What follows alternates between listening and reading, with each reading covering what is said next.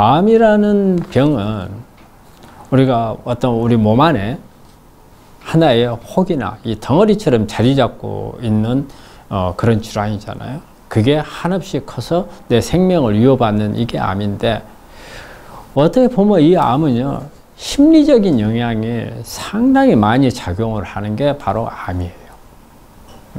그래서 암에 대해서는 우리 환자분들이 내가 암을 이겨낼 수 있다는 자신감, 이게 치료의 절반을 차지한다고 봐요.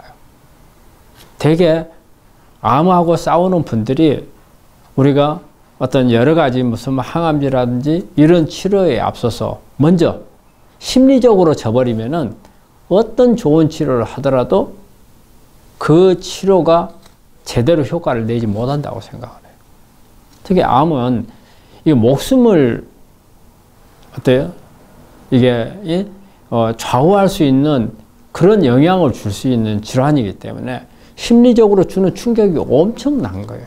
그래서 이 심리적인 충격을 이겨내고 싸워서 완치를 해야 되거든요.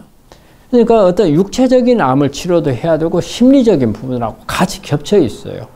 근데 이 심리적인 부분이 오히려 더 클 수도 있어요. 그래서 우리 환자한테 저는 여러 가지 심리치료 이런 것보다도 꼭 드리고 싶은 말씀이 혼자 있지 말라는 거예요.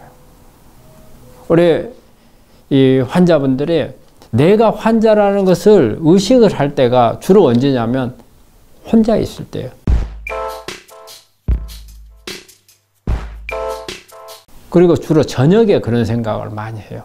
낮에는 여러 사람들하고 대화도 하고, 그리고 어디 나가서 바람도 쐬러 가고 해서 시선을, 마음에 있는 심리를 다른 쪽으로 이렇게 전환시킬 수가 있는데, 되게 저녁에 혼자 있을 때, 이럴 때는 포커스가 이 암이라는 심리적인 암을 압박하는 이런 부분들이 커져요. 그래서 혼자 있지 말라는 말씀을 드리는 거예요. 그리고 특히 우리 환자분들이 집에 있으면 어떤 생각을 하느냐면, 주변에는 다 건강한 사람들이에요. 자기 혼자면 환자인 거예요. 환자 중에서도 중환 환자가 되는 거죠. 그러다 보니까 항상 내가 암이 있다는 것을 의식을 하는 거예요. 그래서 더 힘들어질 수가 있어요. 그래서 저는 우리 환자분들한테 말씀드리고 싶은 게, 여러 사람이 있는 곳에 있으라는 거예요. 특히 같은 암을 가지고 있는 사람들끼리 있는 게 오히려 도움이 된다는 거예요. 치료에도 도움이 돼요. 내가 어떤 치료를 받고 있는데 이런 치료는 좋더라. 그러면 같이 하는 거예요. 근데 혼자 하려면 힘들어요. 그리고 여러 가지 정보를 얻을 수가 있고, 또 서로 격려가 돼요. 그리고 같이 이렇게 앓고 있기 때문에 서로 어깨를 나란히 해서 치료 의지를 더 다질 수가 있어요. 그래서 이게 암은 심리적인 부분이 엄청 크다고 생각을 하거든요. 그래서 이런 부분들을 극복을 하는 데는 여러 가지 심리요법도 있고 다양한 방법들이 있잖아요.